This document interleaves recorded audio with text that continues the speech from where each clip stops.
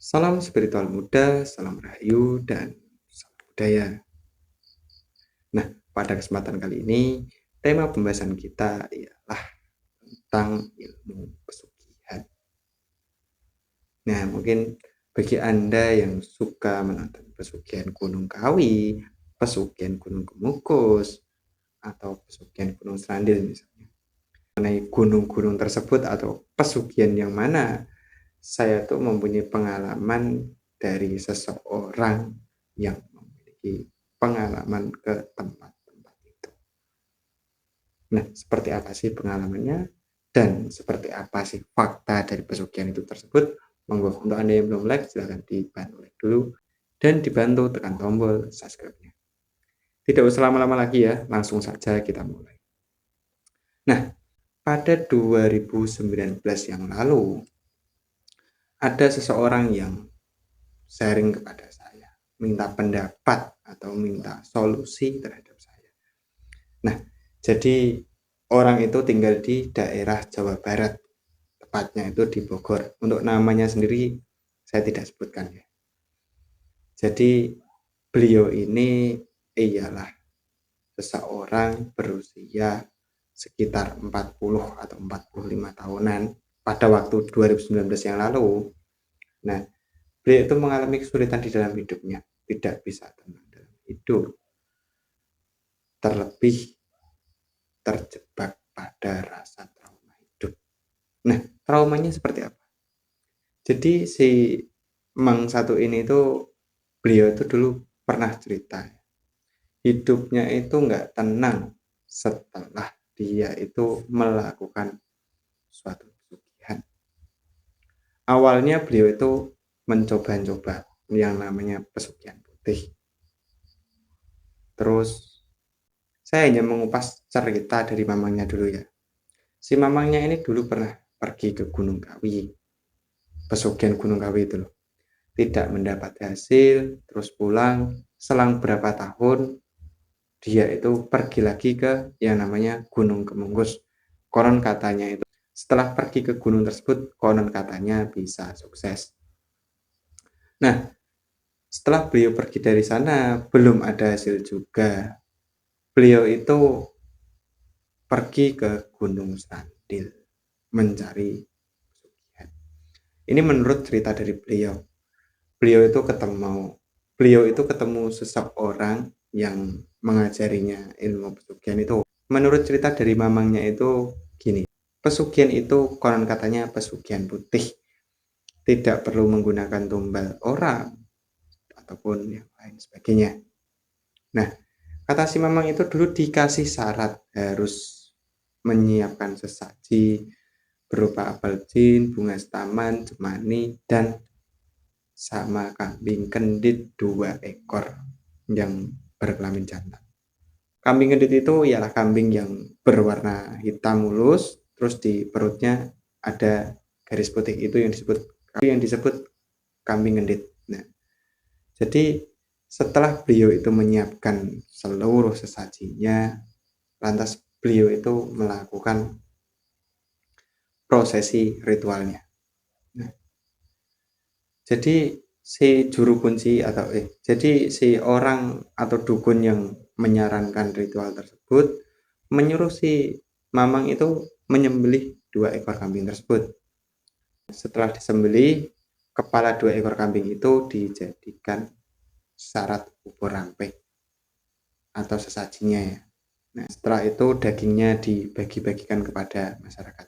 Nah, setelah selesai melakukan upacara ritual tersebut, si mamang ini akhirnya pergi ke kampung halamannya. Namun setelah tiba di kampung halaman, saat dia sudah tinggal selama 2 minggu di kampung halaman, anaknya yang perempuan itu meninggal dunia. Setelah 2 minggu lagi, istrinya meninggal dunia juga. Itu menurut cerita dari si mamang tersebut. Nah, lalu apakah ada sangkut pautnya sama kejadian itu?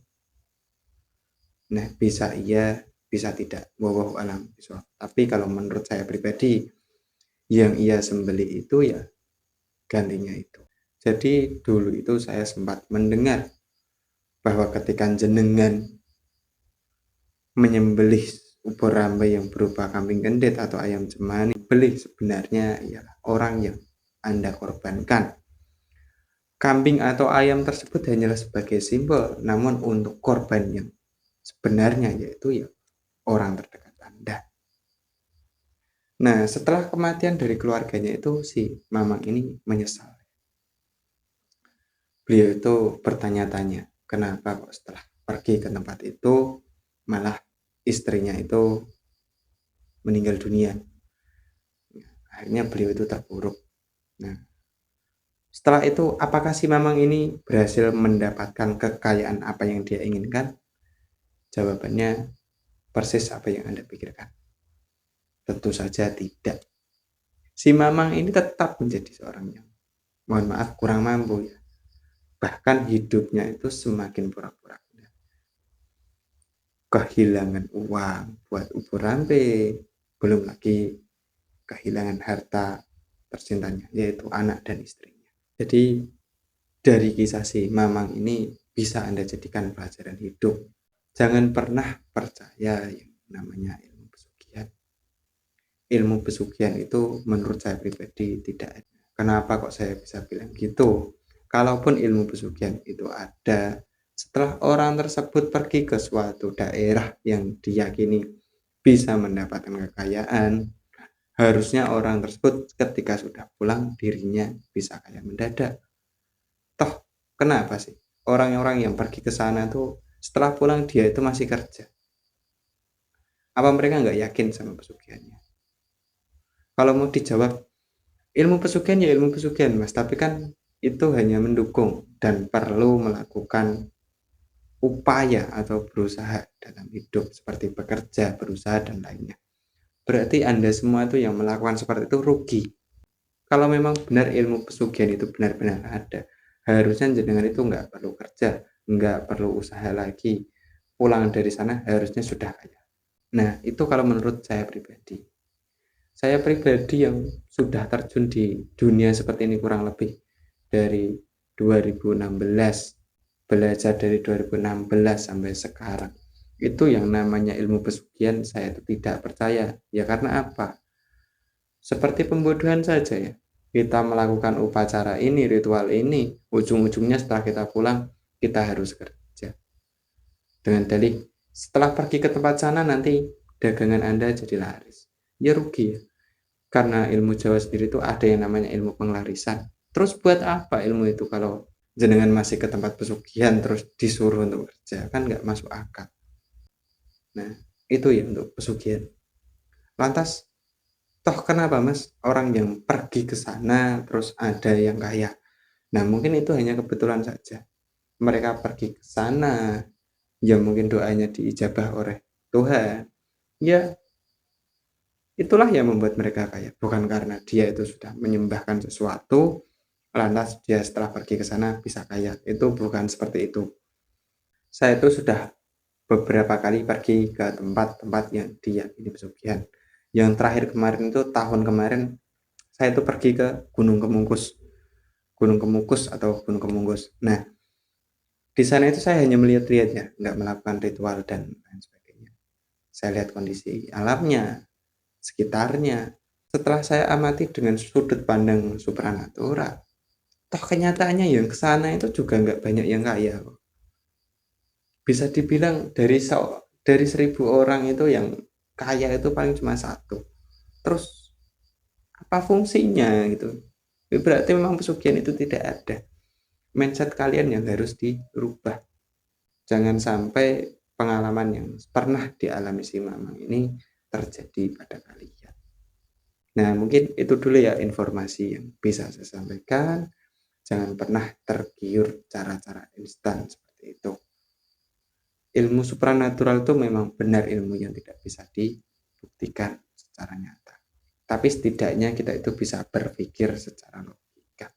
Tidak masuk akalnya ilmu supranatural itu sebetulnya masih bisa dicerna, masih bisa dijelaskan dengan logika. Cuman karena kita saja yang tidak mau mempelajari ya, hal itu terlihat tabu. Hal itu ya terlihat mitos. Gitu. Padahal itu semua itu bisa dijelaskan dengan nalar atau logika.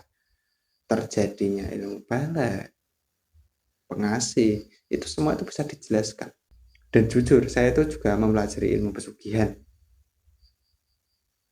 Tapi itu bukan dengan cara tumbal, bukan dengan cara ritual-ritual seperti itu.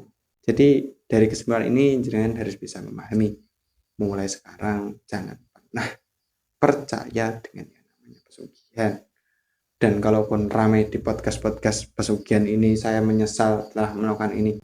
Dan coba jenengan pikir, orang yang telah melakukan pesugihan itu tiba-tiba nongol di kamera terus menyatakan saya itu menyesal melakukan pesugihan ini. Itu orang yang bodoh menurut saya. Kalau beliau itu benar-benar kaya, setelah kaya, kalau memang pesugihan itu ada, nyawanya yang sudah jadi taruhannya. Bukan kok dia itu pergi ke podcast terus bilang menyesal dan lain sebagainya. Mungkin itu dulu pembahasan yang bisa saya sampaikan hari ini. Nah, next time saya akan selalu mengedukasi tentang dunia spiritual, supranatural, primbon secara akal logika agar tidak tersesat di jurang pembodohan. Cukup sekian dari saya. Saya Bayu Samudro undur diri. Jika ada kesalahan dalam bertutur kata, mohon untuk dimaafkan. Cukup sekian dari saya. Assalamualaikum warahmatullahi wabarakatuh.